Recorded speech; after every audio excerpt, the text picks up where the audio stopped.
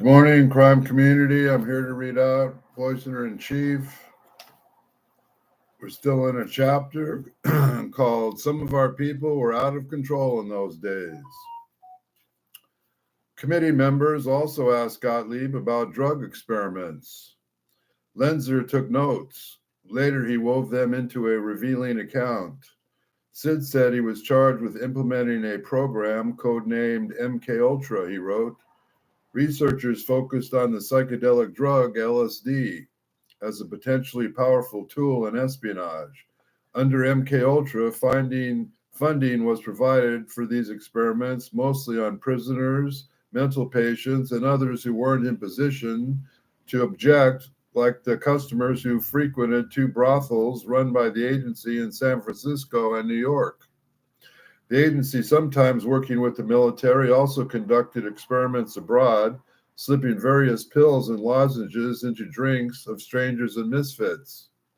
Questioning was proceedingly methodical when Senator Richard Weicker of Pennsylvania leaned forward and handed Gottlieb a heavily redacted document. Dr. Gottlieb, he asked, can you tell me what this memo is about? Gottlieb looked at the memo and recoiled. He had written it in the 1950s for senior CIA officials. Its title was scary, Health Alteration Committee. Gottlieb's discomfort was clear. The room fell silent. Lenzer covered the microphone with his hand and whispered into his client's ear. What's up, Sid? He asked. I need to talk to you about this, Gottlieb whispered back. Lenzer announced that his client was feeling unwell and asked for a recess. They retreated to a private office. Lenzer shut the door. When he turned to face Gottlieb, he was startled. He was breathing heavily. His face was drained with color. Lenzer called. He closed his eyes and began what looked like a slow dance, his arms extended. What on earth was this? As if reading my mind, Sid said, Tai Chi helps me relax. Here in Capitol Hill afternoon, during the break and questioning about his involvement in CIA drug experiments and assassination plots, Gottlieb's eyes slowly closed. His arms swayed in age-old patterns. Past and present were coming together. Lenzer watched for a few moments and then spoke. Sid, help me out of here, he said. What's in the memo? That's the one, Gottlieb murmured from his relaxed state, the one that worked. Lenzer pressed him. Gottlieb said the memo described a plot against a communist official in an Arab country when the CIA wanted to get rid of. He had made a scarf that the official received as a gift. What kind of scarf? Lenzer asked. One infected with tuberculosis, Gottlieb answered. He died after a couple of weeks. There was more than Lenzer would allow his client to admit. Sid and I sat down and devised a careful answer to avoid revealing this new information without committing perjury, he recalled. When he returned to the hearing room, Sid and the agency had sent a handkerchief treated with some kind of material for the purpose of harassing that person who received it.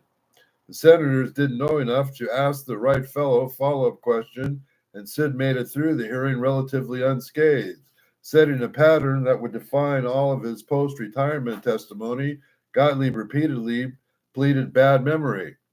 As one writer observed, he claimed to have forgotten virtually everything he had spent the last 20 years researching. And the hearing was ending, and the committee's chief counsel, Frederick Schwartz, said he had one final question. It was about Gottlieb's role in the plot against Lumumba, but it also addressed the larger moral conundrum.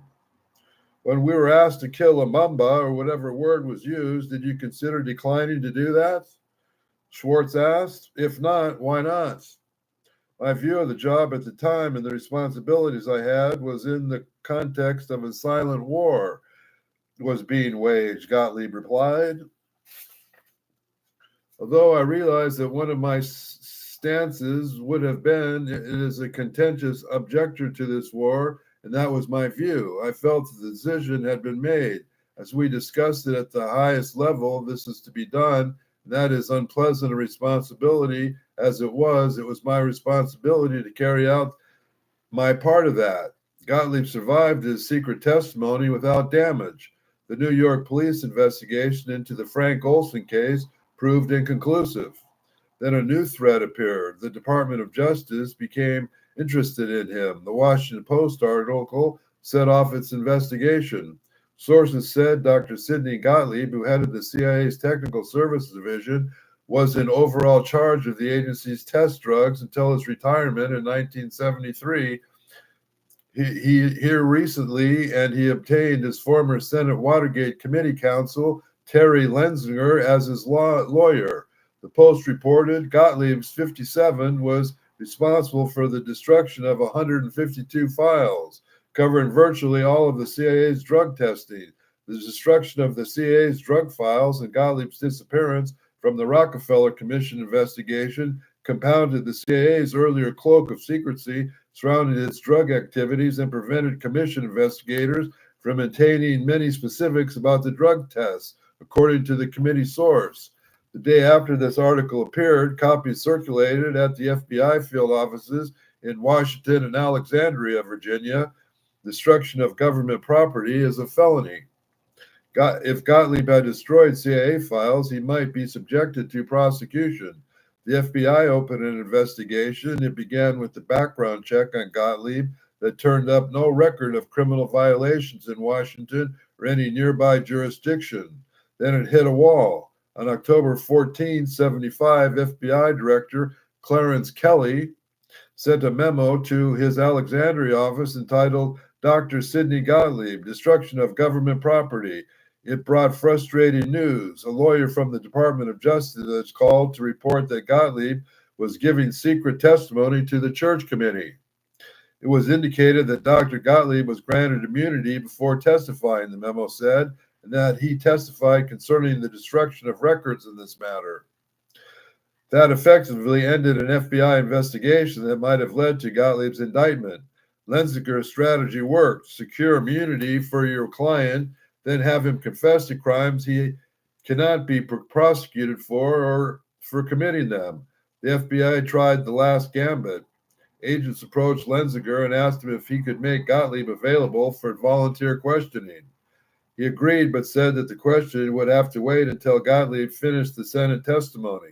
Once the testimony was finished, he withdrew his offer. An internal FBI memo dated December 8 says Gottlieb may have returned to India by now, and suggests bringing the case to a local conclusion.